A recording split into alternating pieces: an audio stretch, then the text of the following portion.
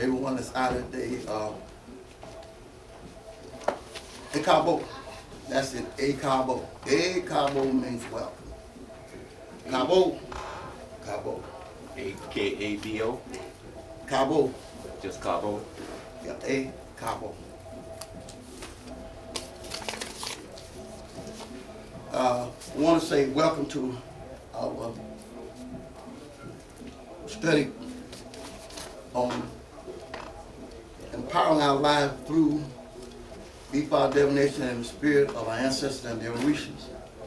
I want to begin. I want to do a little, go back a little bit on our last presentation. I want to bring clarity to some things that I said I want to clear up and get better understanding because I was traveling real fast and I misquoted some things. So I want to go back before I get into this because somebody look at the tape, but he'll know what he's talking about. He did so and so, so. You know, people that want to judge you. So I want to go back, get some clarity on it before I get off into ifa understanding of the Orishas. When I say that, I want you to understand how it works in you, but I'll get in that in just a minute. Let me go back. On the other week, we talked about healing, the Himalayan salt. I had mentioned that salt was 250 million years old. Is that correct? I brought the documentation. Yeah. I would like for someone to read this, and so we'll know this is Himalayan, remember the Himalayan salt, and that was the word Himalayan. This is for health, because in these classes and doing empowering yourself, if your health ain't no good, if it's all messed up, you're in trouble anyway. So we need to start with our health, our diet. We got to go back and undo everything this man has done to us.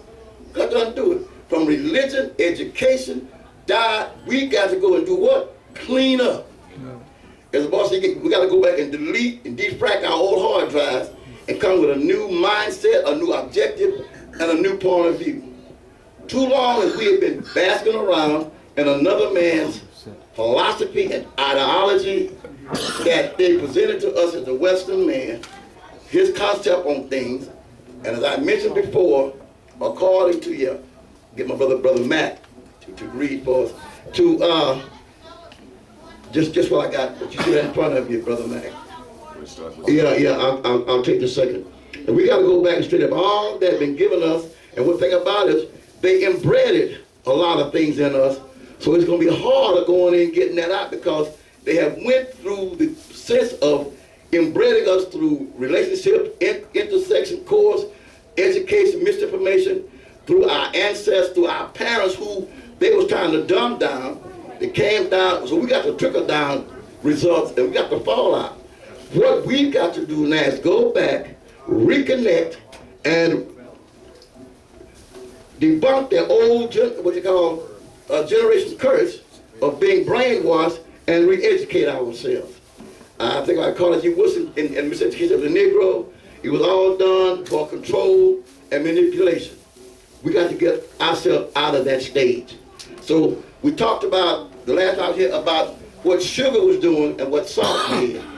If you're going to empower yourself, if you can't punch on nothing, do you no good. Because first of all, you can't get past the brainwash. So we talked about a thing called Himalayan salt. And I got the brother Mac, they're going to read from the article that we discovered, Himalayan salt. And I told you Himalayan salt was, well, let me slow down. First of all, let me do my libation. I'm already traveling fast already. See, I jumped off to a fast start. I would say Mojuba to I answer. Let me apologize. Go back and do this thing right. Let me do my libation, opening, then get off into that. Because I'm already traveling like a jet. And I don't want to do that today. All right. First thing you want to do when you get into anything, you want to honor those whose shoulders you stand on, our ancestors and the Orishas. We're going back to dealing with that. Excuse me, my brother.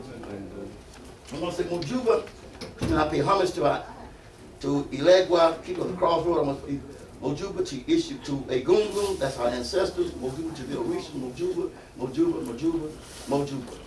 I pay respect and homage to my ancestors, to the Orishas.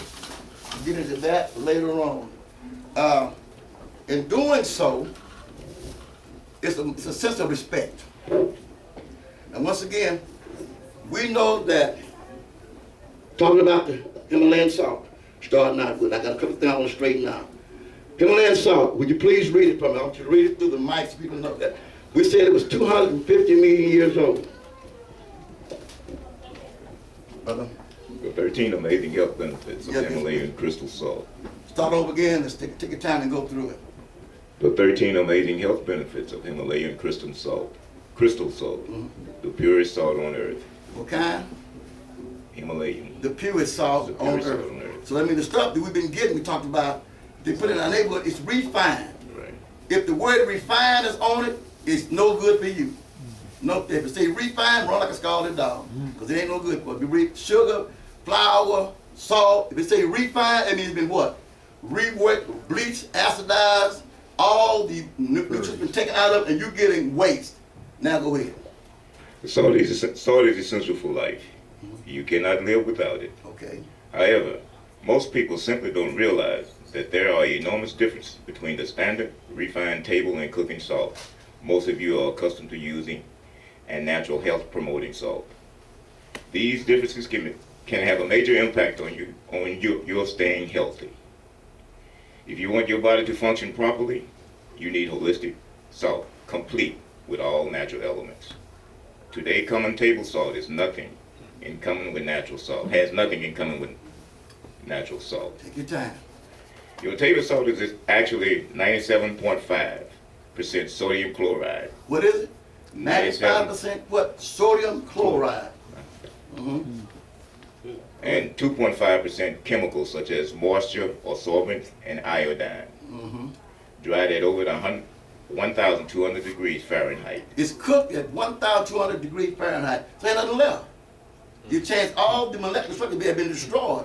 Okay, go ahead. The excessive heat alters the natural chemical structure of the salt. This salt is over 250 million years old. Which one they talking about? The Himalayan. Himalayan. What did I say? 200 what? And 50 million years old. Please note that. Not 6,000, not 7,000, not 10,000, 250 million years old. It is still natural and unrefined. Proceed. This is by far the purest salt available on Earth and is absolutely uncontaminated with any toxins or pollutants. Okay. I want to address the benefits. I put an extra with the other same time to advertise you buy it from him. I'm not trying to push somebody to tell you go buy a certain brand, but you want to get Himalayan salt. You want to get something that's going to what? Help and heal you, and it tells you what it heals, what it takes care of, and what it does get us back on track. The whole thing I'm trying to get us to is the importance of balance. We've got to get back to balance. Knowing who we are and what we are, and that way eating and living according to what, who and what we are as a people and as an individual. All right. This salt from the Himalayas is known as white gold. Yep, keep going. Together with pure spring water, Himalayan crystal salt offers all the natural elements exactly identical to the elements in the body. The Himalayan salt gives you all the natural elements needed for the body. And these are some of the things that it deals with and heals. Watch this. The very same elements originally found existing in the primal sea. In the primal sea. Containing all of the 84 elements found in your body. How many? 84. How many? 84. Talk back to me, people. How many? 84. Just think about that. 84. On to number 12. Completion. All that. Proceed. Watch this. The benefits of natural Himalayan crystal salt includes Number 1. regulating the water content throughout your body. It does what? Regulates the water contents out throughout your body. Number 2. Promoting healthy pH balance in all cells. Your pH balance is what keeps you alive. Your pH balance off, you out of here. All right? Next. Promoting blood sugar health and helping. Go ahead. Go ahead now. Promoting blood sugar health and helping to reduce the signs of aging. It does what? Helps To reduce what?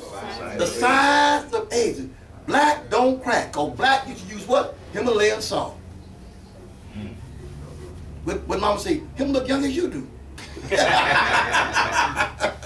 Come on. Assisting in the generation of hydroelectric energy in cells in your body. That's what's important.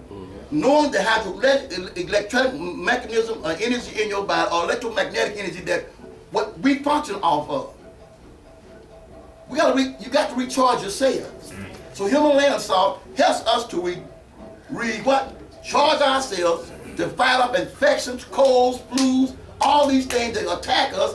It helps our body to what? Fight off these things. But you got to write it down. Yes. How much Himalayan salt to use? Just a pinch. Just a pinch. Don't take a lot. I knew that. I just wanted to. Yeah, and you can get it in a bath salt or in table cooking salt. If you bathe in it, it raises your immune system. Okay? If you like Epsom salt, if you take your bathe in Epsom salt, it heals your joints, all that. If you bathe in this, it don't need Epsom salt. It puts back certain things in your body, plus your immune system, because you breathe in it. I say half a cup. In your bath water? In your bath water. Okay. Proceed. Absorption. Uncover your mic. Okay. Yeah. Absorption of food particles through your intestinal tract. Read it again.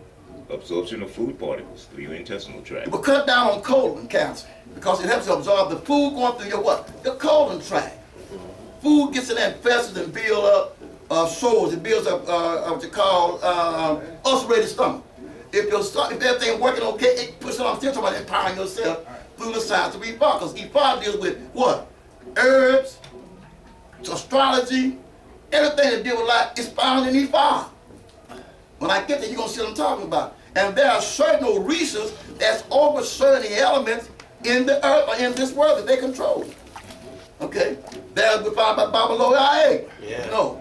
Okay? You talk about there's another that deal with the volcano. The one that deal with this. Our ancestors, when they found things, they gave it names, they gave it character. So when you identify it, you know what you're working with. You know.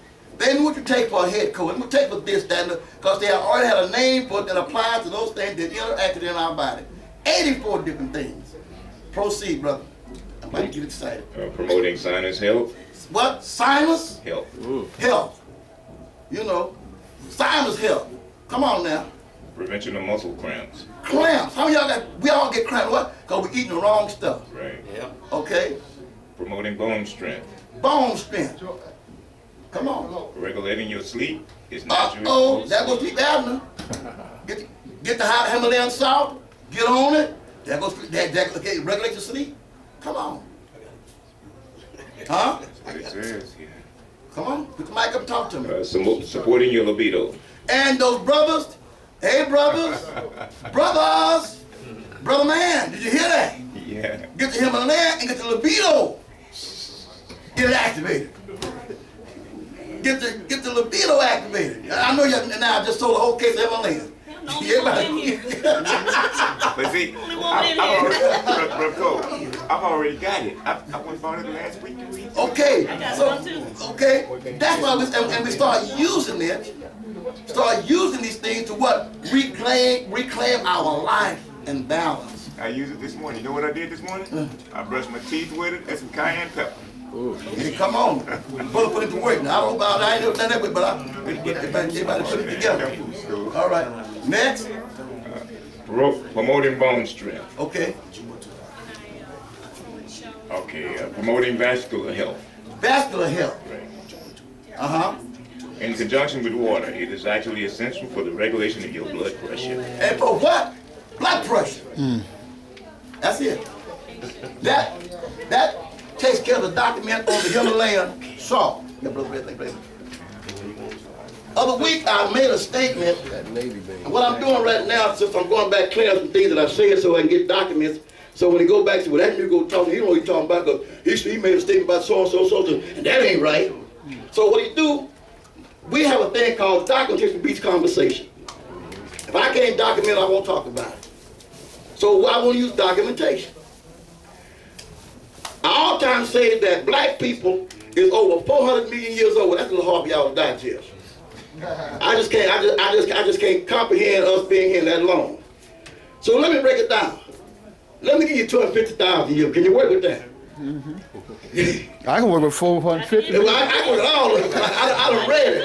I done read it, but some folks have a problem with that spectacle. When the videos go out, they stand there watching, oh, that nigga's only, because the earth only 6,000 years old, but the Himalaya is 250 million years old. Oh, the earth ain't but 6,000, based on whose theory? Archbishop Usher. Right. What the hell did he know? Nothing. So I brought back, I brought in the map showing 250,000 years. I can go get the map and bring it up. You look at that. But I'm talking about the 400 million years you've been around here, because the earth is billions of years old. It has never been without inhabitants. We are the oldest known people or entity on this planet. And that's why I talk about the Orishas. They talk about when you come from the Grand Council, from the fault, from the Onimare, the great creator, to come here, you came from another place. You came to establish this as a place of learning and development. You were the first to come here. You know what Obatala made? You it. I'll get into that in a few minutes, and we're going to talk about that today. How important is your research is in our everyday life and activities. Because when you look at it, every known religion known to man today came out of where? Our stuff. Right. They may rearrange the name, change the title, a few exercises, or change a few ceremonies, but when it's all said and done, it's back to what we done in ancient times. I want to do this. And those you got to go along with it. But I want to read something from what y'all call the good book, the Bible. I talk about these folks that were put here to teach the world how to make it. That's a book called the book of Isaiah, the book of the sea, Isaiah. And it's in chapter 44. For those who are Cretans out there, get your King James Bible and go to Isaiah 44, because Isaiah was the eagle-eyed prophet, claimed for his seed was coming. And people, depending where you're coming from and dealing with it, I will say this. In the proper analysis, there was nobody named Jesus. He was a mythical character created up, dealing with Greek mythology. He is Mitra, redefined by one guy by the name of Constantine, 325 AD. But they borrowed a lot of this stuff from our Orishas. Right. And I'll get to that. But these people that was brought here, was sent here eon years ago, came with a purpose. I'm going to skip some of this day. I'm going to 44 and verse 7. It says, and who as I shall call, and shall declare it, and set it in order for me. Since I appointed an ancient people, note the word ancient people. In the concordance, the word ancient is 5789 in your Strong Concordance Bible, and the word people is 5971. Let me go there right quick. If you ain't got a good Bible, I don't mean no Kmart specials. I mean, this ain't the blue light. Get you a good one. If you're gonna follow, get you a good one. In the lexicon, under the Old Testament, it is 5789. 69. My bad. 5769. It says, Olam. Olam. This noun comes from the word 59. It is what is hidden, concealed, the vanishing point of time, immoral, time past, antiquity, from the most ancient time, or the most ancient beginning, before there was. And the word, therefore, people is 5971. And 5971 is the word, here we go. 5971 is aim. Olam, an ancient people. They call them, they named them Olmecs at one time. That was, he was talking about us. A people as a congregation, a nation, a tribe, a community, common people, human being, in general, the whole human race. And it says, go back in time. I appointed an ancient people to set things in order for me.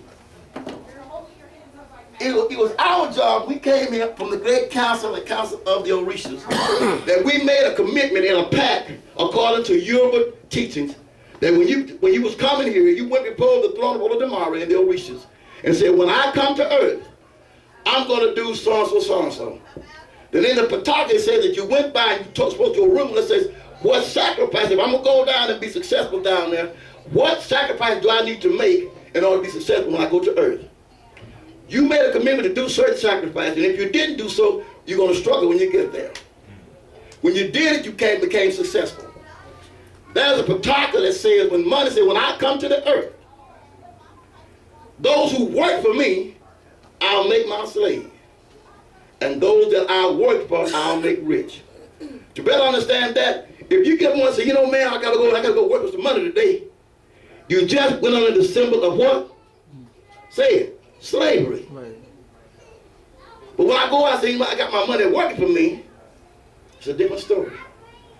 You can't get rich working for money, but you can get rich what? Investing and making it what? Parlay. We have to learn how to do that. And there are other topics that we'll get into. That when you learn to do these things, it makes your life a lot better.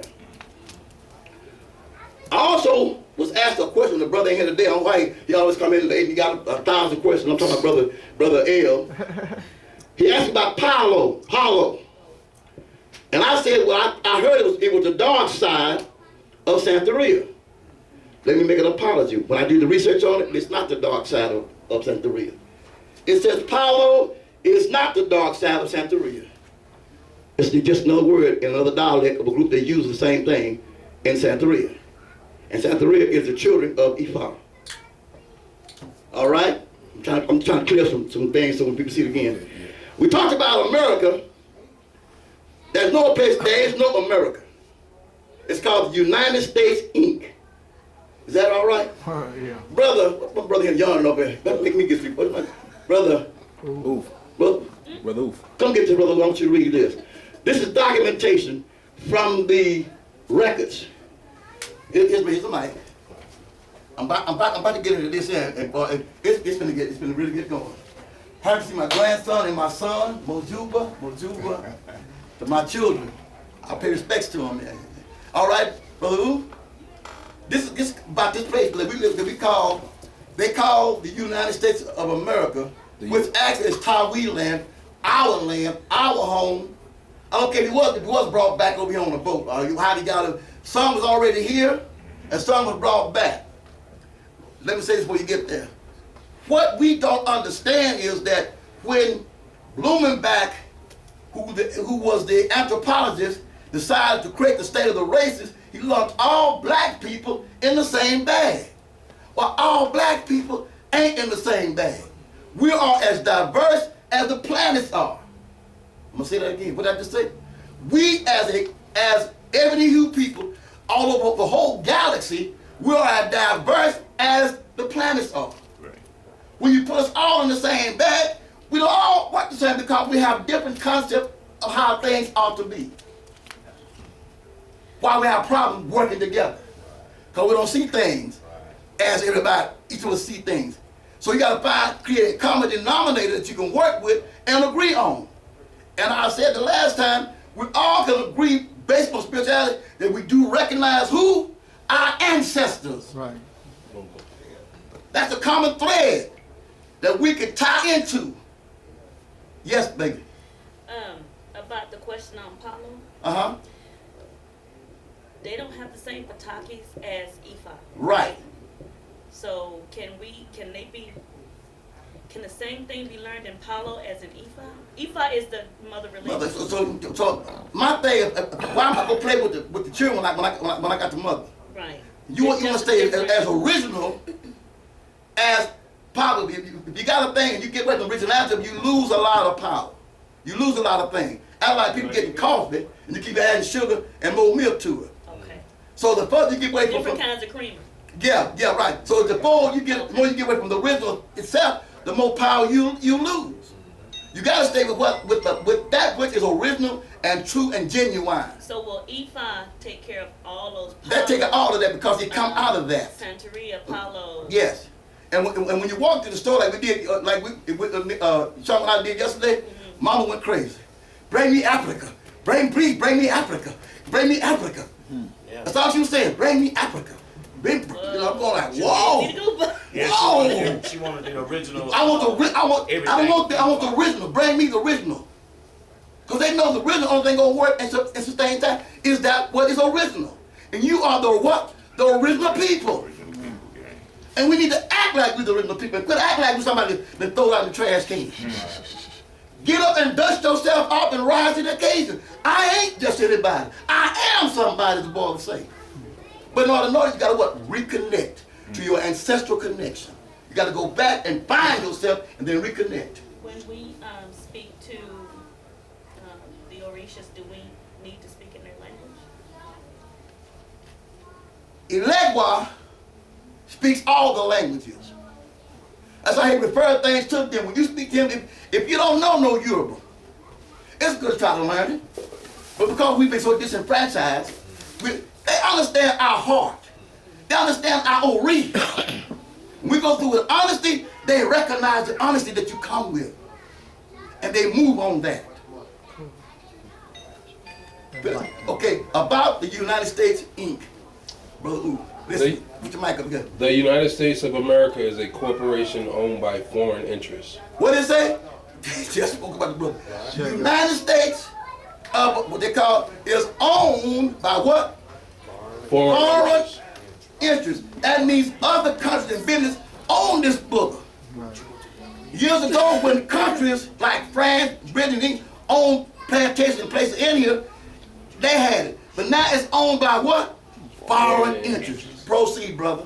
Below are two articles covering the fact that since the Act of 1871, which established the District of Columbia. Wait a minute. Now, D.C. is the only place left that is America. It's the only one that ain't got statehood. Did y'all get that? We got it. Everybody got state, and they still trying to get statehood. Here in the 21st century, they still ain't got statehood. That's only America that's left. It's the United States and conjunction, the District of Columbia. Read. We have been living under the United States Corporation, which is owned by certain international bankers and an aristocracy of Europe and Britain. So Britain ain't let us go yet. Even when you fought the wall, you still got her hands on it.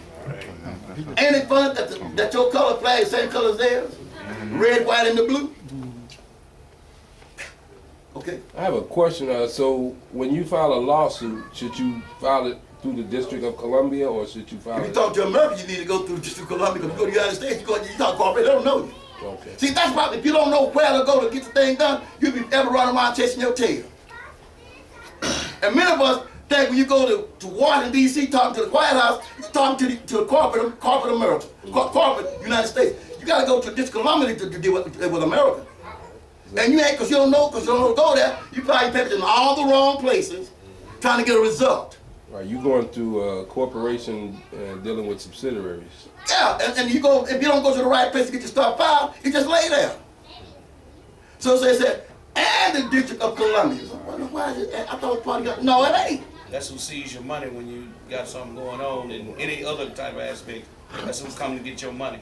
So you're dealing with the federal government, corporation, because that's who got the thing, the Inc., the corporation, not America. Right. When you try to sue America, you can't sue America because it was only founded in 1770. And now, what, 17 what? 91 when it comes to, it became Since 1776. No, 1871. How, when was it? 1871. 1871. That's when America started being America. Yeah, LLC. Because now, the Inc. took over, thing else is gone. It's gone. And you chasing after it, it's been gone. There is no America. You deal on the maritime law. That deal with the water. Oh, wow. No. So we got to know what law we're dealing with. So when we go to deal with boat, we got to go and deal with that Orisha that understands all that and bring things in perspective. Oh, y'all didn't get that, did you? Because our Orishas know where to go and what to do. Y'all didn't get that. We got to call on them first. Huh? You have to know how to call on them. I'm going there. I gotta get there. I said, damn, I'm so excited. I'm trying to help him get there. Because if you don't know what to call on, you can't get no result. Right. You change the white man's God. Oh, JC. Oh, this. Oh, Yahweh. Oh, this. That ain't what's about, people. Go to the original. Oh, do already. A baru, a boye, a boshashay. A baru, a boye, a boshashay. Shell. We was talking, you gotta go to him. Or go to that council. Go to the recent. He said, first, go to your ancestors. I love that. I love that because we have forgotten respect for our ancestors. When a child come in Kenya, when they come over to Nigeria, they go into the house where the elders is. The first thing they do, they go around and hit their knees. Thank you, Mama. Thank you, Baba. We all, amen, what do you want? I want, no respect. But we was taught to bow down because they brought us in this world. And our kids are so disrespectful. I ain't gonna do that, baby. Man, come on. Because I love you, Mom and Dad. I'm gonna be the best I can be. Protect the name of the family. Last night, my son had me laughing. The little white boy, he was wrestling, saw the officer to me. And when they called him on the floor, the white boy said something about his name.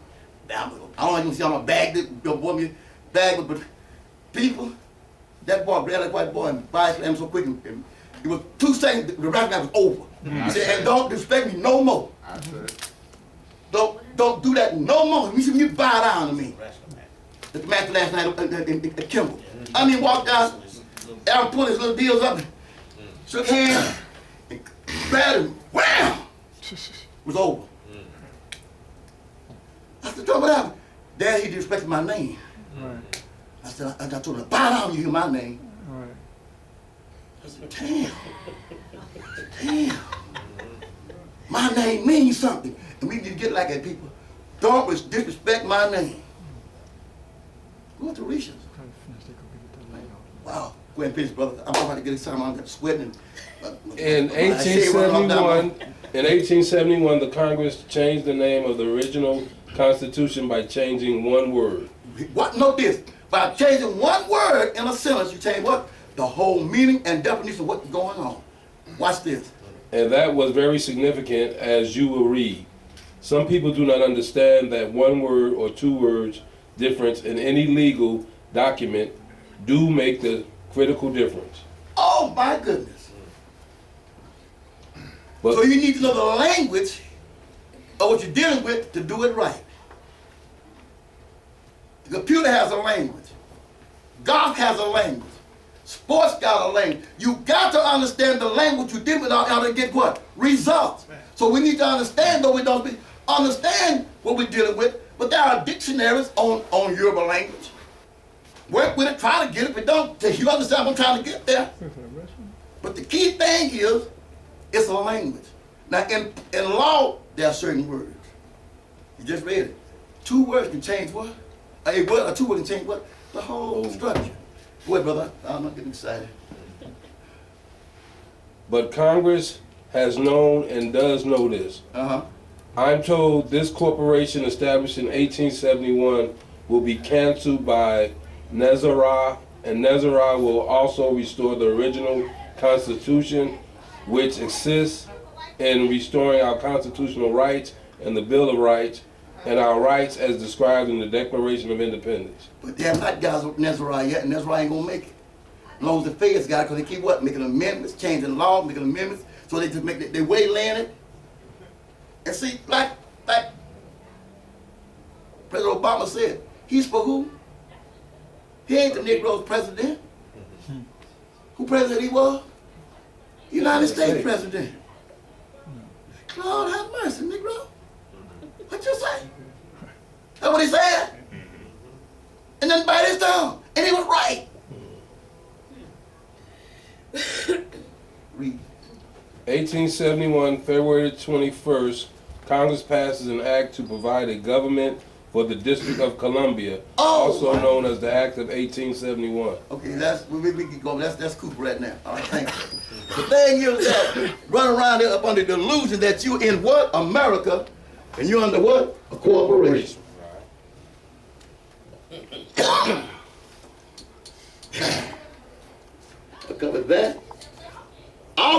about in divination. We got to the point about, you know, when people get in trouble, and I mentioned about the guy by the name of, everybody in the Bible loved King David. And I quoted you, I think it was 2 Samuel, the 23rd chapter, but it wasn't 2 Samuel, it was 1 Samuel chapter 30. Where that when he got in trouble, there at Ziklag, and they was about to kill him, this guy is the king of Israel. And the folks were so mad because what had happened to their families while they were gone, that they'd been take him out and kill him for misleading them. It is said in 1 Samuel chapter 30, around the latter verses, that, Brother Bill, get this my dad and read this. This is my son. I want y'all to hear this. And my point is, when people get in trouble, they don't go down on and start praying. They go and get some divining done. They need quick answers. It's 1 Samuel chapter 30, and it's going to be around at verse 6, thereabouts. When you get it around verse 6, I want you to read it. The point I'm making, I got to show you some scenarios that when people get in trouble, what they do when they're really in trouble, and how they go about trying to what? Get through that situation. Some people been praying for days trying to get certain things done, ain't nothing happening. They pray, they find what they do. Well, God made me to have that, so I'm not going to charge you with that. The fault is not in God, the fault is in me. We'll cop out. That's a cop out. You know why it's a cop out? Because you're taking the wrong deity. You find it? Verse 6. Yes. Okay, listen. And David was greatly distressed, Uh-huh. for the people spake of stoning him. Wait a minute. Now, this guy is the king of Israel. They can take the king out. And stone it that ain't nice. I mean, big bricks coming down on you. Read what he said. Because the soul of the people was greatly grieved, every man for his sons and for his daughters. But David encouraged himself in the Lord his God. Okay, who? In the Lord what? His God. He said yours. He didn't call on Saul's God. He called on what? On his source. His source. Read. And David said to Abiathar, the priest, Ahimelech's son, I pray thee, bring me hither the ephod. Bring me here this. Bring me hither this. I got to talk to my God. Bring me this. Come on. And Abiathar brought thither the ephod to David. Now they tell you a lot of lies. Well, you know the ephod was a vest that the priest wore, and behind it had stones in it. I don't care. He said, bring this back. What's in it, I got to use it. What happened then, son? And David inquired at the Lord, saying, Wait a minute. Inquire means to cast or to ask while doing this. shall I pursue after this troop? When it gets to, I got a question. When I get through, shall I pursue after these folks? And I need an answer. He didn't say, well, wait. When he threw it out there and it came back, he read it. What did it say? Go ahead. David asked, shall I overtake them? Question. And he answered him. And what? And the oracles answered him and said what? Pursue, for thou shalt surely overtake them. Go ahead and get them, David. The victory is yours. Go get them, David.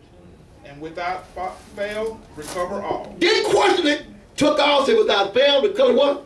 Covered it all. When ephod tell you to do something, don't go back and well, is that right? Should I do it again? Are you sure? Damn it, go do it. That's when That's they start good. playing tricks on. That's good, huh? Yeah. That's when the issue When you say, are you sure? That's when they start playing tricks. Yeah, just when you know, because a double-minded man's unstable. You know if you want it or not. You sure you want this? So you got to be sure that's what you want when you go out. When you do, be willing to accept the answer and do what needs to be done. Well, today you need to bring me 2 chickens, a rooster, and a fat hen. That's witchcraft. Negro, the word voodoo and witchcraft. The word witchcraft means witty, wise. From the word witty.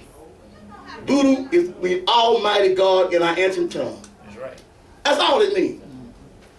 White man got you food. You see, and voodoo. I guess because when I get where I'm going, I'm trying to keep them getting there too soon. Because people, you're gonna crack it when I get there. But listen to Jimi Hendrix.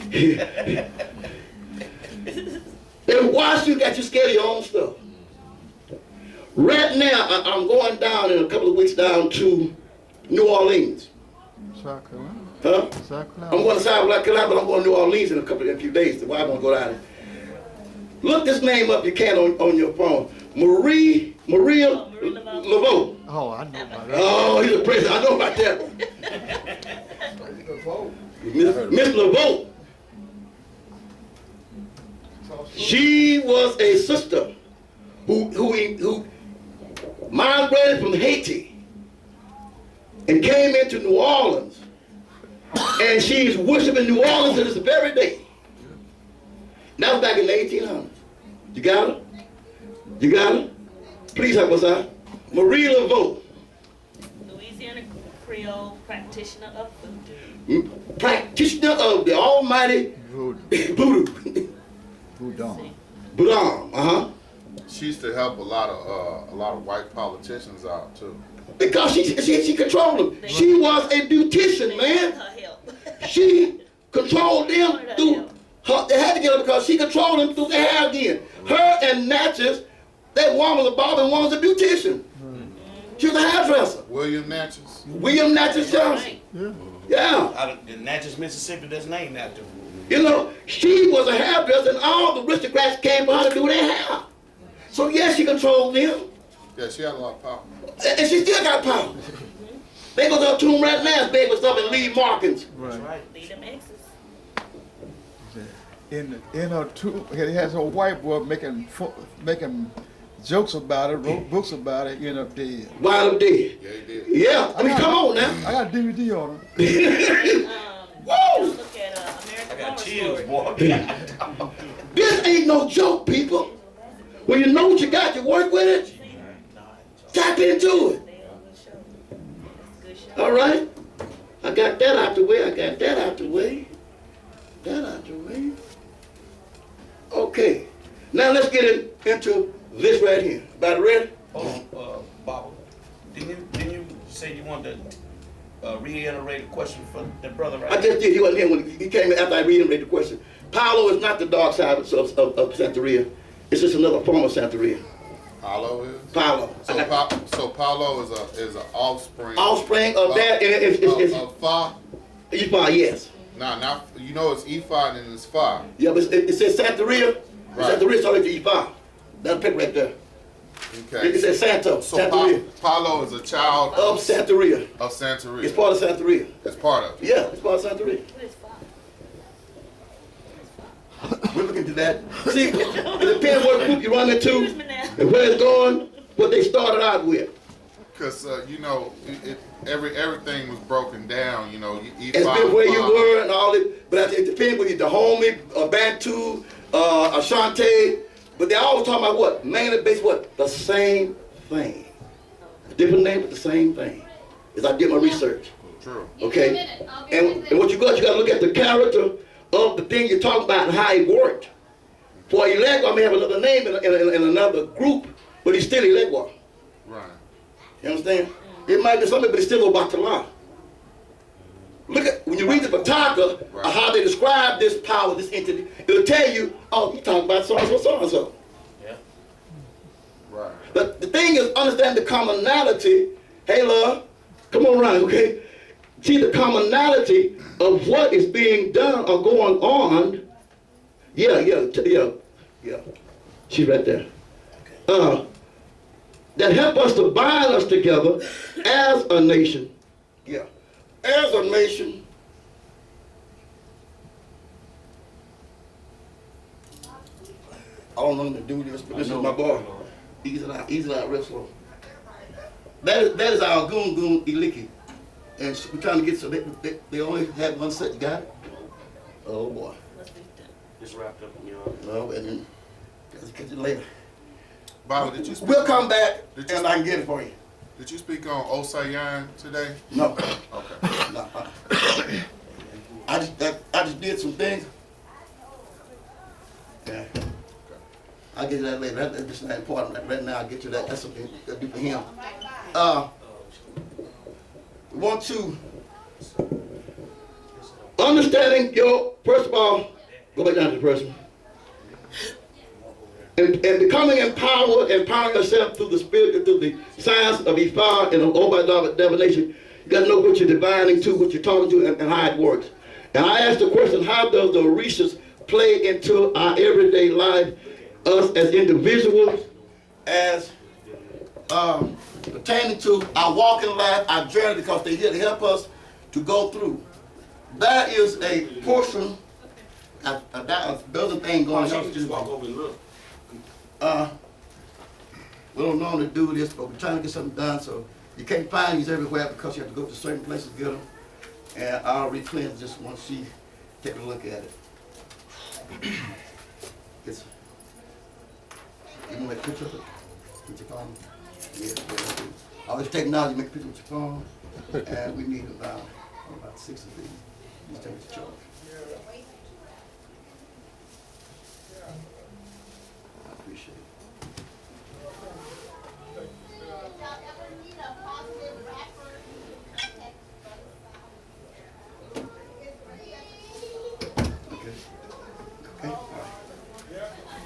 It has to be 18 inches. Okay. All right, let's go, Mama. No, They've got a necklace. Just pardon me, y'all, for a minute. Cut the video off. It's too late. Hey, y'all want to now? I'm back. How's your back on? Yeah, okay. Now, trying to get to the meat of the matter. We've been talking about the different Orishas and things. We're talking about this, that. But what I've discovered in my research, now, let me say this for clarification and as for a disclaimer. I am no authority on the Yoruba religion, philosophy. I know what I've been taught, what I've learned through research, and the different what I've dealt with through the years. All I know what I've been taught, have learned, and put to practice has worked. You may go to some other Bible law, he may tell you what he don't know what he's talking about. Tell him, he say all you know it works. I tell folks you can't go to everybody's house and eat because they don't cook the same way. Her mama used to cook it, they might cook it that way. You know. All I know, what I'm telling you is what worked when I did it. When I didn't do it, how my life went awry. I'm going down in a couple of weeks to Old Tunsi village. That is the only original African village in this hemisphere. I can't say America. In this, because it ain't in the District of Columbia. It's down in South Carolina. And I'm going to talk to the Oni, which is the king, and sit in council with them and ask questions. Because I'm trying to get back to the original as much as possible. Also knowing at the same time, Ifa has evolved through the years.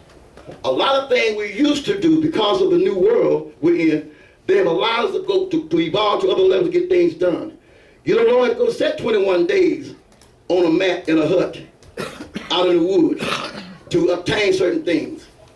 Because of what our ancestors have gone through and suffered and sacrificed, many of you were born, I'll say it again, many of us was born with certain things already intuitively injected into us. If your mama to the 14th degree had been initiated, it was in through her head, it went to the blood, it is now in your blood. I'm going to say that again. Whatever they went through was initiated, it went through the blood, into their blood, through whatever, it is now what? In your blood. While you go someplace, you go get a reading, they say, I can't reach you because certain things are interfering, I can't pick this up because certain things your ancestors said, what are you doing to them? They don't need that. They already got that. Why it's important to do what? Get a reading before you do anything. A shade, sister, a shade. Come in if you like to come in. Okay? Don't always just jump because you get excited and say, well, I'm going to go do this. No. Always ask, can I, if I, or should I? We make a lot of mistakes running because we get excited, get zealous, and just do things. Or be like somebody else. You don't want to be like everybody else. Ask your ancestors, is it okay? Should I not do this? If you learn to ask, in all your ways acknowledge your ancestors and they will direct your path. But because we don't contact them, and they can't talk to us, we are all lost and messed up trying to be like somebody else. Can you imagine a jackass trying to be an eagle? Yeah. All right, come on. There's a bunch of them trying. They all time talk about this lamb that was raised with dogs, thought he was a dog. So one day another showed them, so you ain't like them. It's hard to try to be something that you're not. So what I all time do is try to tell people, you cannot run around trying to be something you're not. Know who and what you are and stay in your place and do your thing. Because everything is viable to the growth and success of us as a nation. Okay? So, each part is a viable part because each Orisha, one of you belong to one of those Orishas, and by then we got now a whole council of government Orishas who are working together. Don't you say nothing? And don't you say nothing? I'm going to ask the rest of them. Who's running this year? Do you know? Do you know? Do you know? Every year at a certain time, our ancestors would come together, and the Bible allows and people come together, and they would divide and ask the Orishas and ask our ancestors, who's going to be running the year? What kind of year is it going to be? Now, if you know the Chinese, they got theirs by what? By certain animals and certain rituals they do to know what animal is running the year. What animal, according to Chinese astrology, is running this year? The horse. The horse. Now you know what? You know what? Then what about yours? Not y'all remember. Now who's running for you this year? Now you know what the Chinese? They got their S. Now what about your S? Who's working for you this year? Well, let me tell you what working for you this year. Elegwa and Yemin Yah, mother and son work for you. That means prosperity. The roads of success is open. She got a blessing for her children because you don't know who to talk to and who to divine to and to ask for help. You want to talk to who? Don't say it. The horse.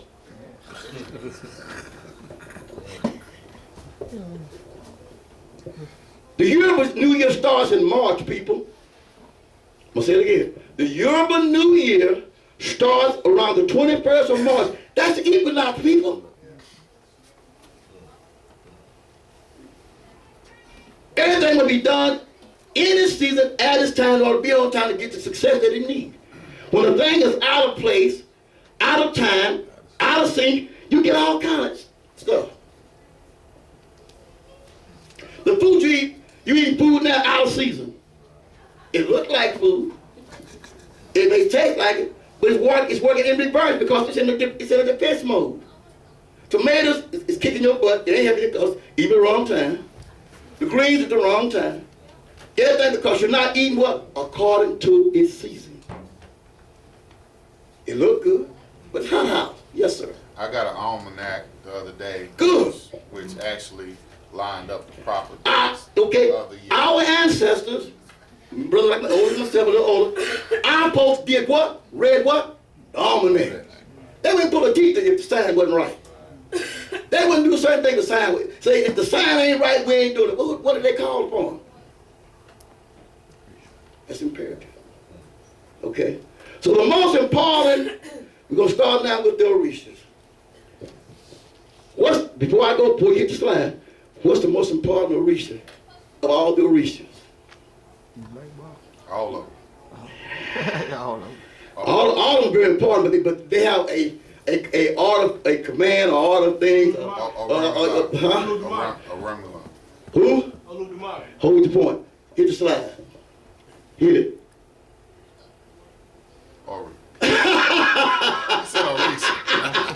That is an Orisha. The Ori is an Orisha.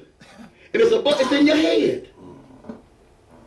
Thanks to you kept talking about the Ori. So I went back, so let me see what's going on with this brother Harper, Ori. So I went and did some more research. I went back into his book called The Complete Work of ifa6, the Complete Work of Orunmila. Bam! Let's see what the Ori. Click. Brother read. Can you see that? Can you see this? Oh, you want me? I talked about, but you can read it. Ori is a. Come close, brother. Get the mic. Come close. I'm taping this. Come on. Get over there and read this. Understand your Ori and the literal definition, and we're gonna go down the line. All right? We're gonna work together on this. All right? Your head. That is a no. Come on. Here we go. Ori is a metaphysical concept important to Yoruba spirituality and way of life. Okay. Ori literally meaning head, refers to one's spiritual intuition and destiny. Hold on a minute. When I asked all week about those other things beyond your five senses, what was one of them? Intuition. That's an Orisha. Come on, bro. It is reflective. It is the reflective spark of human consciousness embedded into the human essence, and therefore is often personified as an Orisha in its own right. In its what? Own right. Proceed. In Yoruba tradition, it is believed that human beings are able to heal themselves both spiritually and physically by working with the Orishas. Stop right there. You're able to do what? Heal yourself both spiritually and what? Physically. Because 95% of the sickness is only what? In your head. That's right. Mind over matter. Mind over matter. So if I know how to work with my Ori, I can solve a lot of my problems. I ain't got to go to Miss Cleo. I can go what? Oh man, know thyself and know the God of the universe. So you don't know about yourself. Oh, Shay. Sheo. Read, brother. Everybody all right? Say, everybody all right? Oh, yeah. Okay, come on. By working with the Orishas to achieve a balanced character. What kind? Iwa Pele. That means what? Good character. Get a balanced character. Okay, come on. When one has a balanced character, Iwa Pele. One obtains an alignment with one's Ori or divine self. What? Every religion you go to is trying to get you in line with what? The self. Buddha, they're talking about getting in line with what? Buddha. Your divine self. Islam, get in line with Allah. They want you to align up with what? With your source. And that source lies where? Within yourself. Not always outside yourself. So the first thing you got to start with yourself. Oh, come on. In the soul. Now, how do I sacrifice in my head? Well, we're going to find out in a minute. Alignment with one's Ori brings to the person who obtains it inner peace and satisfaction with life. It brings what? Inner peace and satisfaction with life. I laughed last night when Kyle was talking. I said, you ain't thinking about this. Because we all got neurosis and depression. I say, now you understand this? Peace of mind. Because I understand this. I ain't got depression. I ain't got neurosis. Because I know where to go to get rid of all that neurosis.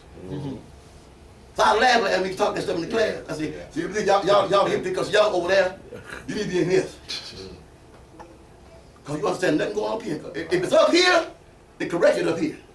And there's a way to do that up here to get it what? Corrected and balanced. Proceed, my brother. To come to know the Ori is essentially to come to know what? oneself. Come on. The primacy of individual identity is best captured in a Yoruba proverb. Ori la ba bo eba foriso shell, which translates, this becomes, is what? It is the inner self we ought to venerate and let divinity be. And let what? And let divinity be. He says all these different gods and shit trying to find out when you pray, he takes himself. Like a dog taking his tail. First stop, check with your what? Your Ori. That's where you can do it. You can divide your Ori. You can self-examine. Oh, I just said something about the Self-examinate. You what? Self-examinate. And you sat down and said, man, what's wrong with me? I didn't like me. You start checking yourself and say, man, I know I can do this ain't me. What do you think you're doing? Self-examining. Yeah. Because something is wrong. Now once you find out, how do you fix it? You are a cosmos being. When you came from the great council of Odemari, from on high, from the fort, you came with everything you need to maintain a balanced life. Because of so much stuff you encountered on your journey, and people trying to tell you this, you become a garbage can for this, and a dump for that, and a conduit for that, and a adapter for that. Now you're all screwed up with that. Get rid of your junk and live. That was a story I was reading one day. I got a young lady, and she, oh man, she loved to go to thrifty stores, Goodwill. People, if that's what you want to do, fine. But at least get it clean. Ask the because you see other folks are shade and trouble in your house, now you crazy. Because everything retains energy. When you move out of one place to another, you come to your house now. It's all right. I'm here with the guys. Here I am. We ready? Let's go, fellas. We're gonna take this house. Why this? What's going on? You don't wear other folks' clothes. Shit. Before you clean them anyway. Even if you clean them, that ain't good because what? That energy It's still is still there. When you buy new clothes, you ought to what? Wash them first before you put them on. You don't throw it as new, but you got chemicals from the factory that you use. Now it's on you. After a while, it's what? It's in you. Like cancer, I started jumping on that about it. I say, a lot of times when you put your clothes on, the chemicals that you had to get cleaned out, go into your pores, your bloodstream. Now it causes free radicals to get crazy in your body. You start itching, scratching, wonder why. It's brand new. Yeah, but you didn't wash it. You didn't cleanse it. What? And then, come on, huh? It's the same as if you use too much detergent. Right. Clothes. You can't be playing with chemicals. Next slide. Here we go. I don't want to bore you. Y'all can be real funny because it's going to get exciting in a few minutes. I can.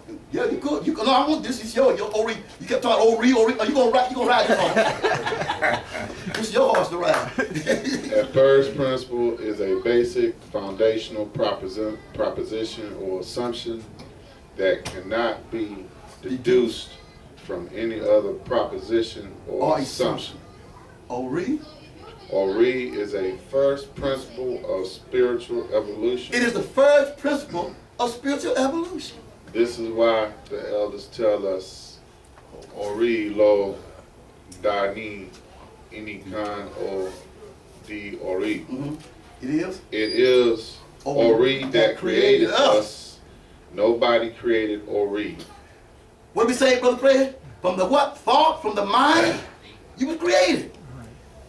Holy moly. Proceed. It means that while all living beings can be deduced from Ori, there are no antecedents of Ori itself. It is an original primordial source of existence. It is an original primordial source of. Consequently, when you wish to tap into your generative powers, you must align yourself with Ori. And he finds at the real when he comes in, they do what? A head cleansing. That's the pip so you can get clear thought. And who rules the head? All right. So that's when you get lines, you need to look, I got problems. I need to find out what's going on. And I got to go to that old reach that understand the old reach because my old reach, I'm not getting through, so I need to talk to. So I got to go through, I need to talk to about the law. Get the hook up. Certain things you need to do. Proceed. Which manifests itself in many different ways.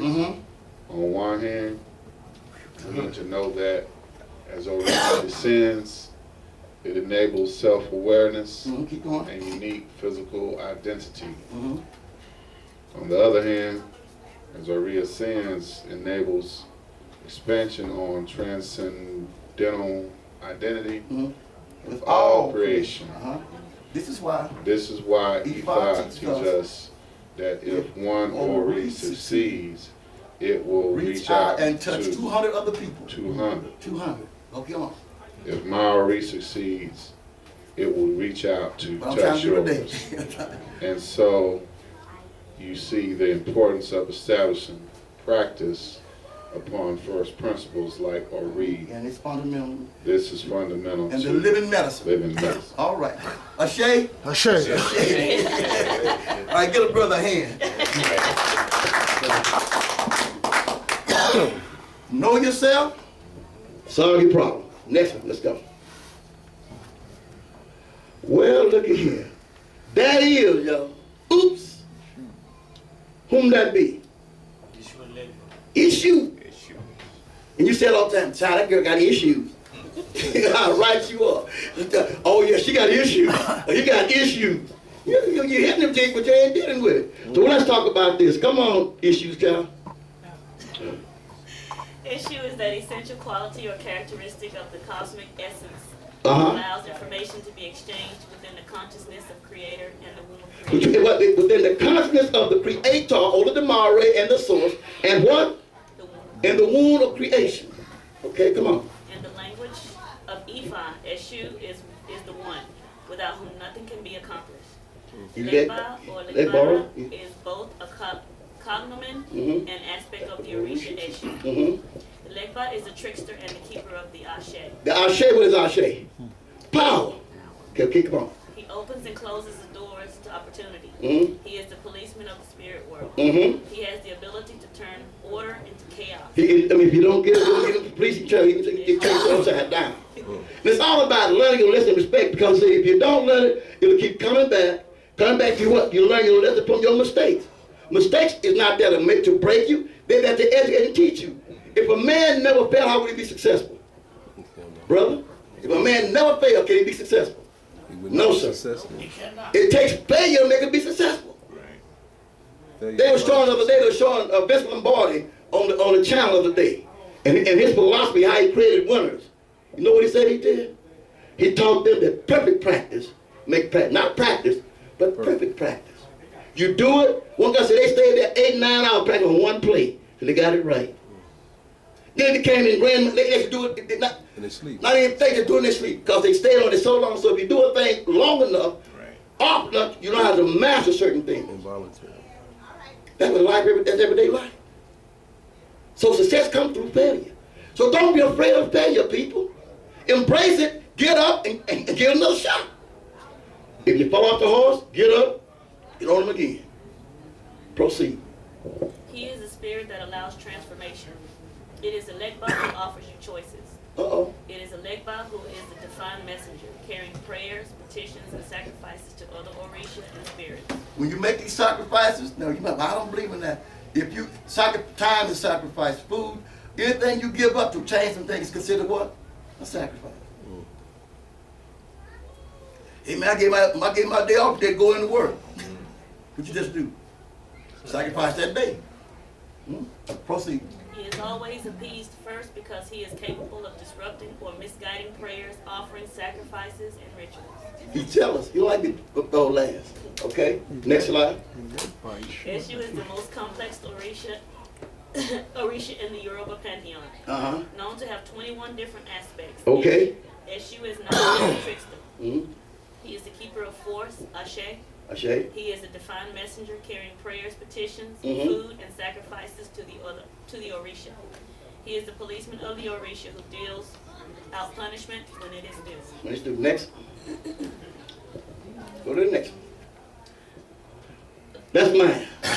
Orumila is the prophet and responsible for developing the system of Ifa divination. While it's important to remember that Ifa has always been, Orumila is the guy who figured out how to sort of the bridge, the gap between heaven and earth by developing the divination technique. Yorubas believe in divination. What is divination? The casting of the apele, the legumes, shells, coconut shells, anything that you read, because they are called oracles of the open for divination.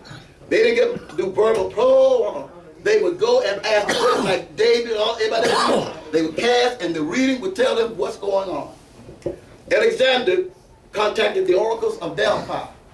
Different one would tell you they contacted the oracles of whatever their divine system was to get answers to the problems. I asked, what's the black man's system? The African American in America, what's your system? Prayer. Oh, Slinging slot. Lord have mercy. Which is Am I poking fun? I can't, because I was a preacher for 30 years. I've done it. And sometimes you got what you want, sometimes you get it. And when you didn't, who you blame? I must have been right. But the thing was, I already said another man's stuff. But sincerity is hard to get a lot of things done. But when I found out, when you go and do this, you got to worry about downstairs. I want to add to the Jesus piece.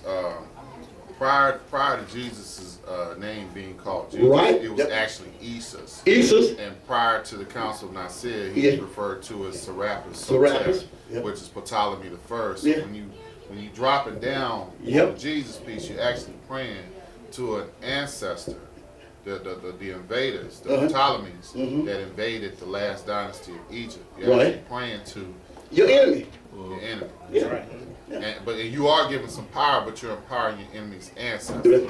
You know, Malcolm said something one time when he lectured, said, when a man's being hung on the clan got him hanging up on that cross, and he said, give me the Bible. And they prayed to the same God, who got hurt? The clan or the man on the cross? Clan. Because he killed him. Killed him. You been hung, you crying out, who got hurt, the clan or the man hanging? My point is this, you got to know who to go to get things done. I'm getting to my boy, hang on that thought. Hang on that thought. Let's go. Watch this. I'm about to run out of time. I'm about to jump over something. Go ahead. I said 3 o'clock. I got 30 minutes. Next one, who we got here? Orumila.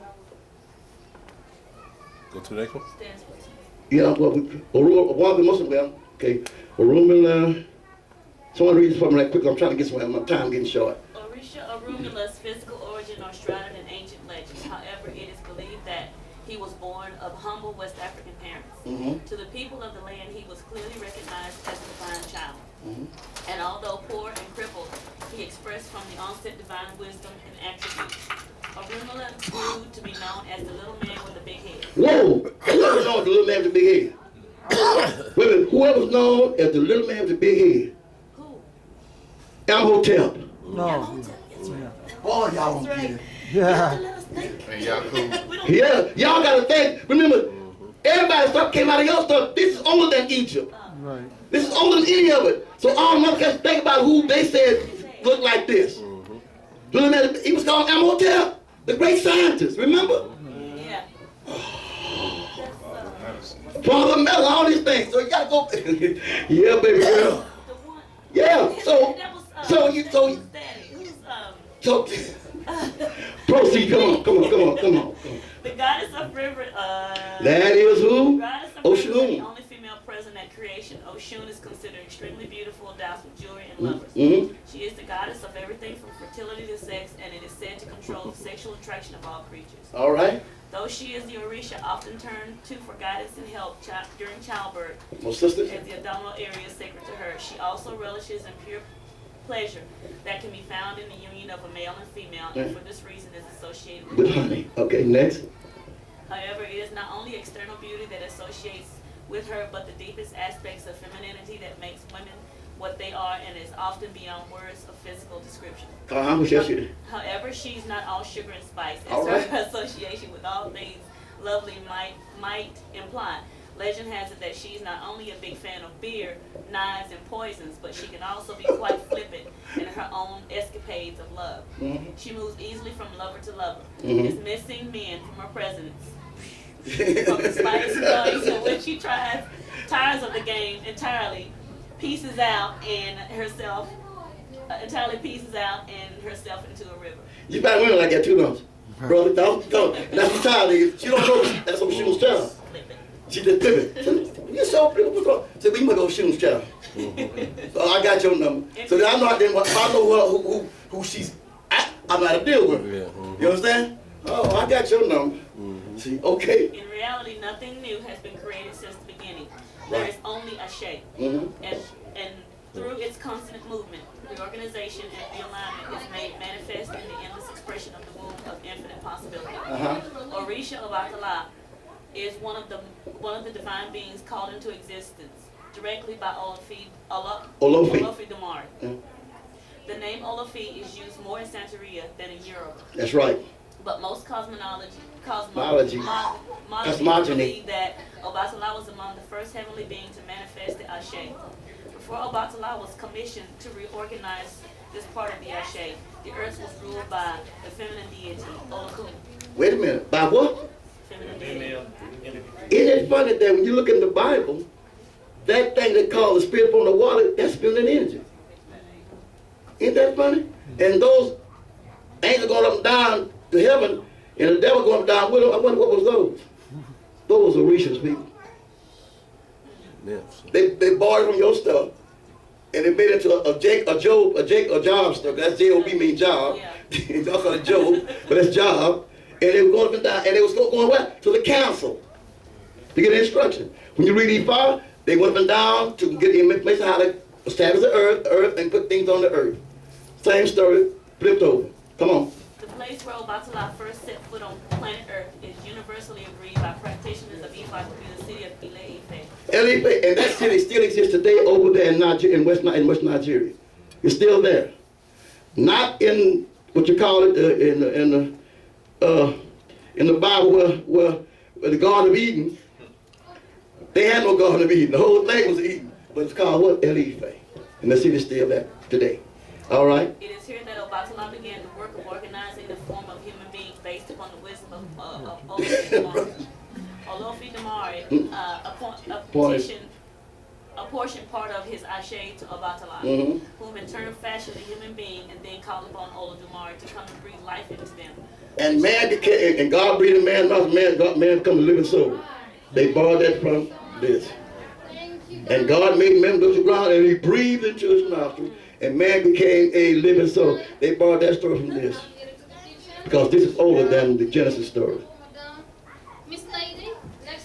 We know that, but it's hard to tell. I understand, but when you go back, what I do with people, in the church people, I get them to read something and say, who is that?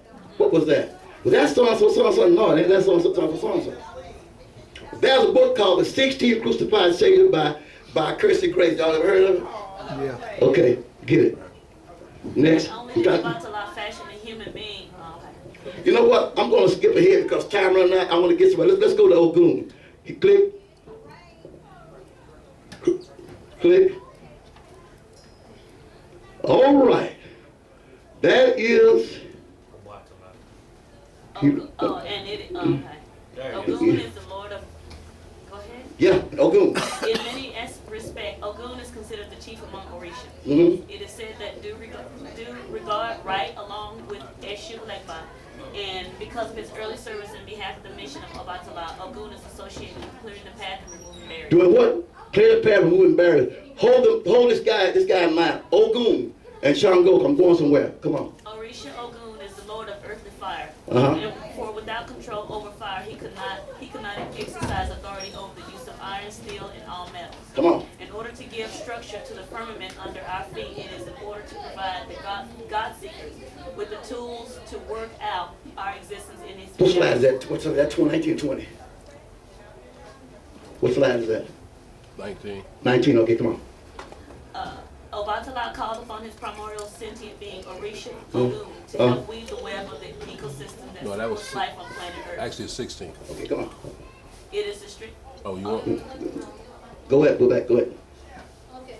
Go back to the other? No, let's take it. Ogun is also considered a fierce defender of justice in traditional Yoruba courts. Okay. Witness swear by kissing an iron rather than placing hand on the Bible.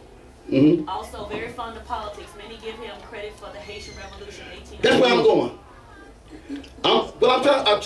I'm showing you ancient things. You call me but I'm showing that these people went back and did this, and this is history. The Haitian Revolution of 1791. Victory. It says, write this name down. D-U-T-T-Y, Bookman, B-O-O-K-M-A-N. He was an Ogun priest. He was shipped from Jamaica into Haiti to work on a sugar plantation. Being a fierce warrior that he was, went and organized a revolution. When he organized the revolution, will you hit the next slide, please? The show is on and popping. The Haitian Revolution, please read. Any one of y'all can read it. But this is documented fact that when you go and use your ancestors and your power, your reaches, you can conquer anybody or anything. Documented fact. Will you please read, baby? The Haitian Revolution in 1791 to When? 1804 1791. was a slave revolt in the French colony of Saint Domingue, Mm-hmm. which culminated in the elimination of slavery.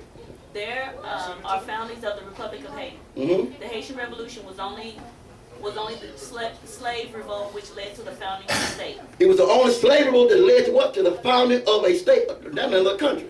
Furthermore, it is generally considered the most successful slave rebellion ever to have occurred, and as a defining moment in the histories of both Europe and America. Well, this is not no joke. Nobody don't let Haitians in there now, bro. Right. When Haitians want, they said, send them niggas back on the boat. Turn that boat around, get it, okay, boat, inner tube, shoot, get them back across that way, because when they come in here, they have the power of their riches, and they don't kick nothing but because you can't fight what you can't see. Right. You cannot fight what you cannot see. That's You see? the one they turn back. They don't turn back the other. No. And LeBeau, she sneaked in. LeBeau sneaked in by being Creole, looked like she's white, but she snuck in, but she was all a voodoo priest that was over there when it went down. Wait a minute. What I say?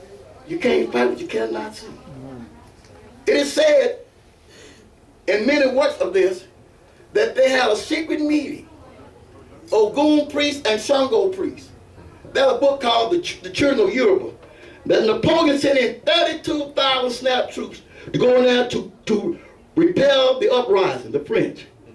Said when he got there, and they started in, they went in there fighting going on. These African slaves, children of Ogun and Shango, went up in the hills. They formed a pact and did a ritual, and they slayed and killed a black pig, offered them up to Ogun and Shango, and vowed that no matter what happened, we're going to fight to the bitter end. The French caught Duty Bookman and cut his head off, stood it up, rode it around town to discredit, and the more he showed the head, the more they fought. Next slide, watch this. The study further resurrects the monumental contributions of Duty Bookman to the outbreak of the revolution and underscores the fact that the Yoruba god of Ogun Who, the Yoruba god of what?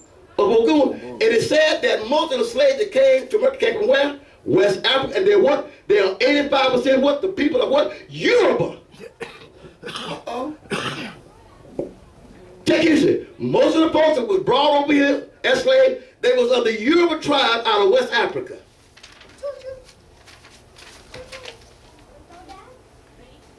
Read, baby. Another major drawback of the current canons of the Haitian Revolution is the reluctance to locate the larger cultural significance, typically and centrally of the Yoruba gods of Shango. You're trying to hide it, people. Keep going. Of who? Of the Yoruba gods what? Of Shango. Shango. God of thunder. God of thunder. Ogun, the god of iron and war. Uh-huh. To the eventual success of Haitian slave revolt. What?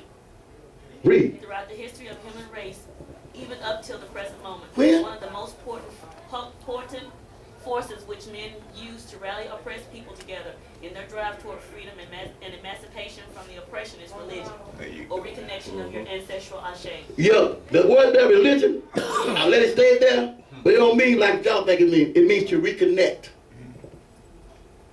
It means to reconnect to what? To your ancestors and your read. Another analytical paradigm is the theory of philosophical intervention.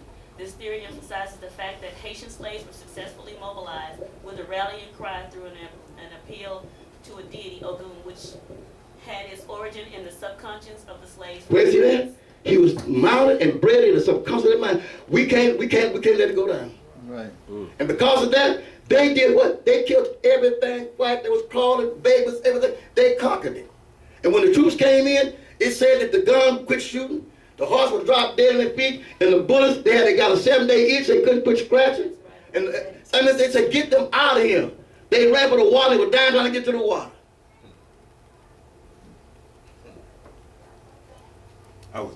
And to the very day today, they won't let the Haitian people come in here. But they'll let other people come. But my point is that when you reconnect, when you reconnect to your power, Now that's just things, but what about things in your life you want to deal with, that you want to conquer? Not just a slave revolt. Oh, go back. I missed the picture. Go back. Get the picture. Go back, man. Yeah, that is. Who that is? And they got this head, this white boy hang up in the hand. You can cut one eyeball. We got one of yours. Hey, you got one of yours, yeah? I'm not a picture with 1,000 words. But I want you to see.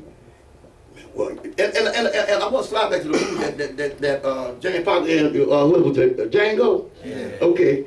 You know, the old boy said, I don't understand why all those slaves and us be white folks need to overrun us and kill us. Who said they didn't? That's Hollywood. Right. Who said they didn't? Because that wasn't on the slave revolt, people. No, no. We know that, yeah. They don't recall it, what they thought was successful. Right. Like the many Indian wars, they tell all the stories either about how they got their butt whooped. The Gullah War. Yeah, you know, they also what they want you to convince you that they were so mighty. Right. So they kind of keep this out. But when I ran across in a book back in 1991, at Black Ink Books, they had a book called The Children of the Europeans. And I said, what? Then I said, that's what actually historical fact. That ain't some story made up. That is a fact. It existed. When I read about Marie Laveau, she came across from that revolution. Got to New Orleans and started shaking these bones, doing our thing. What I'm trying to get us to make that if we go back, put aside our philosophical differences, and connect to our ancestors, and be able to unify around that principle, we could change this world. Dr. Marcus Garvey said at one occasion that he said if the black man would wake up and realize his power, he could change his world overnight. And because we do not know our power and our source, we continue to be what? Say it. Slaves in another man's mentality. And slave is only condition, not a people. I'm about to come to the close. This is part 6 of a 6-tape series. Is there any questions? Please raise your hand. The Orishas and our ancestors is our connections to our salvation. You can go part of the white man's religion because one of the things that Sitting Bull said at the great council, the great white chiefs, he said, as long as the white man is on the land, there'll be no peace. We cannot serve the white man God and achieve peace, but go to the Indians' God, to the great spirit in the sky.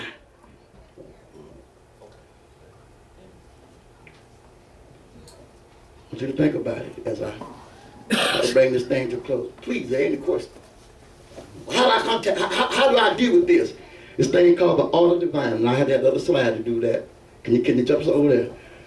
They gave us some tools that we could use. I don't think I have it on here. That's talking about, oh yeah, Shango, but I want to get to the because if I can show you some reality of things that actually happened, get you off of that Disney World trip, Disneyland trip, like we just talking about, I mean, that couldn't be true. So I showed you here that these people use that energy to free themselves from an oppressor. A physical oppressor. How much could you free yourself from your mental oppressor? Your physical, your health oppressor.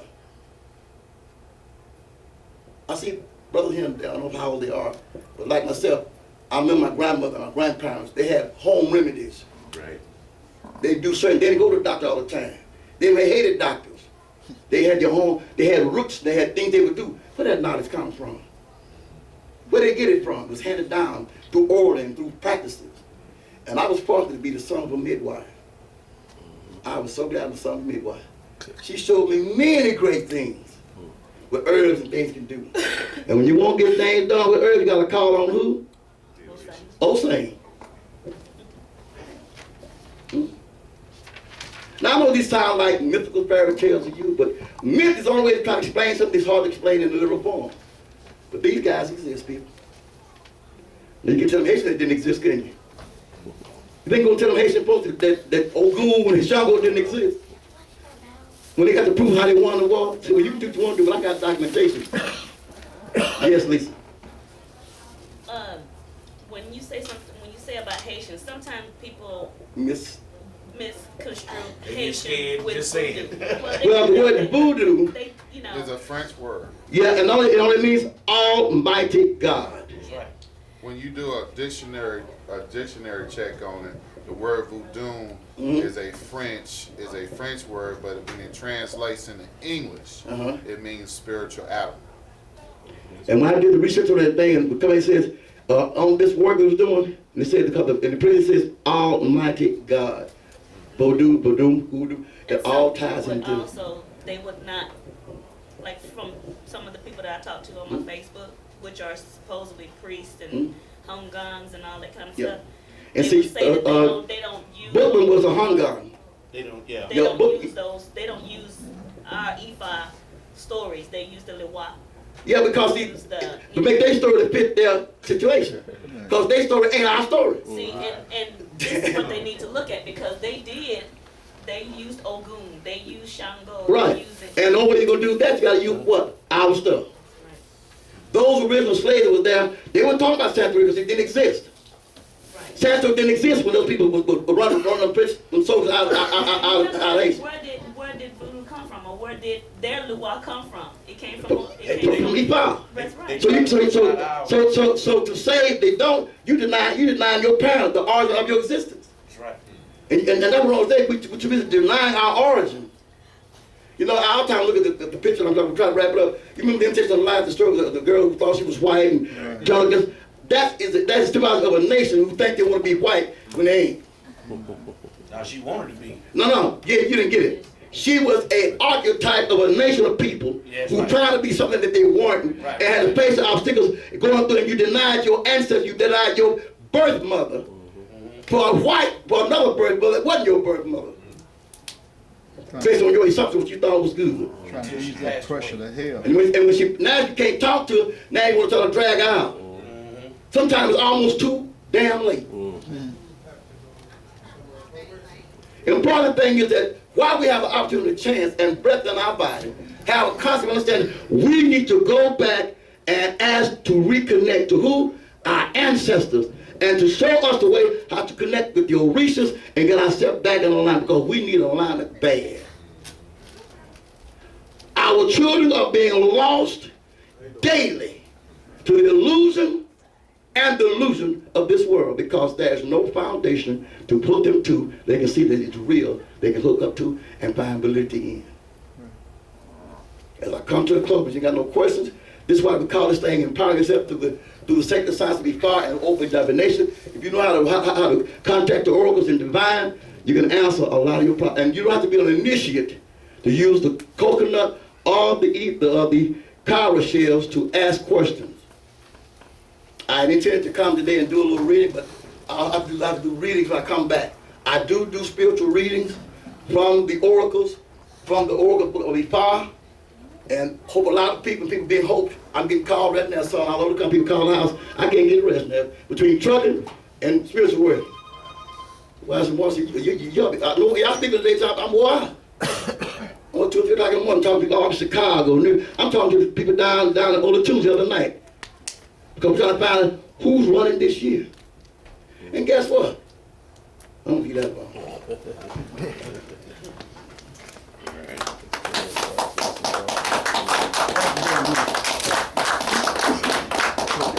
Any questions so far? Anything? That's it? Yes, sir. Baba, what's It's a question or statement? It's a question. Okay. What is the purpose of the guerreros if your Ori is everything? It's a symbol of obedience and going. It's like going when you say you gotta be born again. Right. So in the church they came to do what to your brothers? They baptized them. Put you in your white and take you to the river, down, going to the river, go back. You know, it's a symbol of accepting obedience. So when you go through and get these very initiations, it means that I'm trying to get on the right track. Though I already got it well in my Ori, but I'm trying to get reconnected. So I got to go through these processes of rites of passages to reconnect so I can know who I am. That's all it's about, bro. But there's still there's oaths required. Yeah, I mean, but remember this. And are you taking an oath to yourself, or you dealing with it? You asking you taking an oath to what? With the intelligence. Wait a minute. You taking an oath to what? Your Ori. Your Ori. It's going right back there. So when you get your guerreros, You still, who you talking to when you trying to talk? you should talk to your Ori. Yeah, same thing. Why do It's like you're putting this in your being. See, it's a process of rites of passage. We go through all these things, but the whole thing is about what? Getting yourself aligned with self. So when you handling your shrines or whatever, dealing with your issues, You can feel it. You're just adding our shade to you. Yeah, you add a shade, and it's your intuition. You're guided with that. You pick up this energy. You feel certain things you want to do. When I'm divining, they speak to my spirit, and I ask them, "Is this what you want me to do? Is this correct?" And they'll give me a yes or no. You know, they give me yes or no, and they got one that says, "Don't ask me no more." But at that time, I'm going to play with you. Yeah. It's like a child. You're like I was laughing with my son, and we come to the road today. We was talking about his little boy, Larry Wayne. I said, Larry's like, if you tell Larry what to say, little Larry, you can't have that. You come back, can I have this? No. Go on, get it, boy. Go on, pretend to fire. Yeah. Yes, when you get burnt, ow! And now you want to go there? Oh no! But if you keep up, I tell you I'm gonna do something. Accept that, and don't keep bothering me about it. See what I'm saying? They gonna tell you go ahead on. This gonna. After white rights, okay, you want to do it? Because that's like ask me, you done went to the store, you done bought the football, the tickets to go to the football game. Now, can I go? Yeah. Don't get that. Yeah. You went and bought the tickets to go to the game, but can I go? Like you going. Well, ask your mama, now, can I go? You done bought the tickets. You didn't ask you to buy the tickets. The thing is that to be safeguard, to do things right, always go to them first and ask, is it okay? Is the time right? A lot of times we do things what, and it's not the right time. Tell them about the pickup, Pop. Which one of the one? The first one. The first one. Yeah. He likes me to tell that because I love pickup trucks, especially Dodge Ram 1500s, custom packages, and I was riding over in a place called Vicksburg. Now I got one called Obatala. Obatala got 335,500 miles on it right now, and she don't miss a lick. But I want another truck. Okay? So I went over there and had this beautiful 2003 with 50,000 miles on it. Southern Comfort package. Gorgeous truck. I said, I gotta have that. Man, you get $13,000. Well, I got $13,000. Let me go around. My wife, she said, you better ask the Orisha, is that okay if you have that truck? My wife believed in that. I mean, she wouldn't let me do nothing. I said, it's okay. She said, I said, ask. Went in there, sat down, did my prayers, opened it up, sat down, and I said, no, I know they're gonna say okay. Oh, you cool. What? Oh, you cool? No, and don't ask no more. That's the end of that. But he forgot what he asked him the first time. What did I say to brother? You wanted a new truck. A new truck. Yeah. This old truck. I said, I want a new truck. He couldn't get the old one. So other week when I was coming up here, I came here the other week. So back to the other class. I was about 7 o'clock. I'm coming up through a place called Ruston, Louisiana. Pull up there and I saw this, man, this beautiful Larry Ram 4x4 off-road with the 20, oh man, gorgeous. And it says, go look at that truck. Now mind you, my credit's so bad, I can't buy a free raffling jacket on time. I pulled up in the man, I jumped out my little pickup, and I said, look at the truck. The guy's name is Weaver. Looked at the truck, tried it out. I got in, it started up, sound good. Said, man, check this. I got a button. You push the button, the truck will raise up.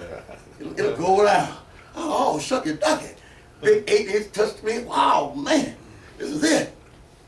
I said, man, got to run your credit? Yeah, here we go. Here we go. I said, go ahead. I know people tell me it's bad anyway, all right? Dude goes in. I said, I got to get to Dallas, man. So I said, I'll call you when you tell you what you come out. I get to Dallas. About 5 o'clock, he called me. Come get your truck.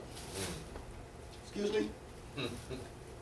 The bank said they would finance it, just come sign, bring it $2,000, get your truck. I'm gonna pay $13 for a used, and then we're talking about $2,000 for a new one. What? The bank said they're okay. He called me the other day when we left come up here. Get your truck, man. Well, I can't come get your truck, my wife can't come go see, because the wife got to see, because she want to see before we buy anything, she want to see it. But they done told me, it's yours. I'm gonna drag my feet now. Some things do for you, it's unbelievable. Now, I got a witness. You want to talk, I got a witness. This young man has been with me over 20 some odd years. Is that right, son? Actually, he's my son-in-law. Former son-in-law. Married to one of my daughters. We drove truck together. He learned how to drive truck. I taught him all that. I came all this country. And I've been places, brother, that his father stepped in for us, haven't he? Yeah. I owed a man $38,000 on a rig we had. Time to report. We had 3 trucks. He had Shango. We had with the cab over, and we had a big glove. I'm in debt this white man up to here. I'm 3 months behind on my payments. It's time to report that bad boy. I went to that man, what I said that way? I sat at my desk, at his desk. Looked right at the left eye of his head, said, look, I need these trucks. Don't take my trucks.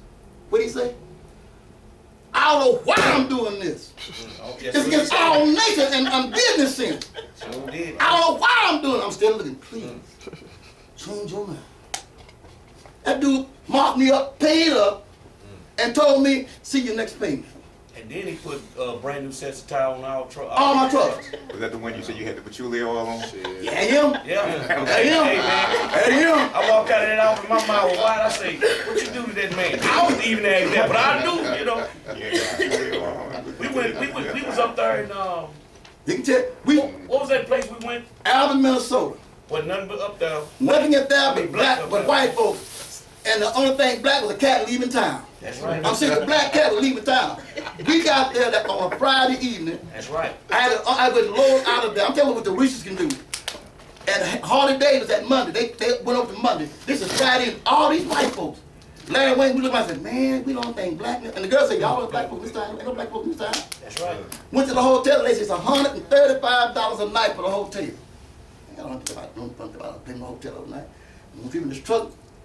So she said, I did it again, didn't I? Yeah. Slip got in the left eye, looking in the face. I said, you sure? $135? I said, yes, sir, that's the policy.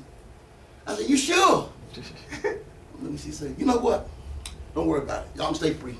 Did you say so? That's right. Friday, Saturday, Sunday, stay free. Stay free and ain't free. Oh, you know I have my all. Stay free. All when you're doing business, all wear patchouli, people. You wear patchouli, I'm telling you, you're doing business with white folks and money, you wear patchouli because it works on them. It's too long. Patchouli. Stayed there, clean up till that Monday. Ate free, went to the restaurant, they fed us. He was so scared, brothers. He took a chair and barred the door. I'm not lying. He was so scared. He said, look, man, he got a chair and barred the door so they couldn't get in. Hey, man, I was, and that back then, man, I was real hard in them streets, man. But that scared me because we was the only one black in the town, man. I'm thinking in my mind, I ain't got no pistol. And this is what I'm telling the truth. I was like, man, I got no pistol. I said, man, white folks coming in. Say, man, I took a knife from the restaurant up to the room with him. Yeah, he barred the door up, man. I said, man, just chill out. I said, no, we got this, I couldn't even sleep. No, man. No, Pop. He barred the door up, people. Set up, they coming. I know they And I got stories that they've done for us, did things for us, brought us through, because I called upon them. It'll go out by itself. So I want to thank you, have a person thank you. We got books coming in, get downstairs. Look up there. Check out the information. Get the video. Yes. But the books you couldn't find. Yeah. I said press You find it? the other button. No. But they got one back on. I got the Yuba bookstore out of New York. I'm there on back on. Thank y'all for coming. Appreciate you. All right. Thank you. All praise due to our ancestors and the Orishas. I want to close because please stand your spot. Please stay where you are. Let's close out. Let's close out. Nigga, do this to the store. Here we go. We're close out. And this is an affirmation that we do on a daily basis for balance. Repeat after me. I will say, come upon the throne. I'm going to say, come on the throne. In the temple of my own body. In the temple of my own body. See the two great pillars See the two great of pillars. positive and negative vibrations. Positive and negative vibrations. Balancing them to the point Balancing to the point. where I can radiate I can radiate through my temple of light through my temple of to light. all whom I contact. The one for peace, poise, power, wisdom, love, and harmony of the Orishas. For the Orishas are the anthropic For this result, fermentation permutation of the entire cosmos. cosmos. Ashe, Ashe, Asheo, Asheo. may it be so. May it be so. Gotcha. Thank you all. Thank Say, you all very How much. much you gonna take They're out? making donations to the store.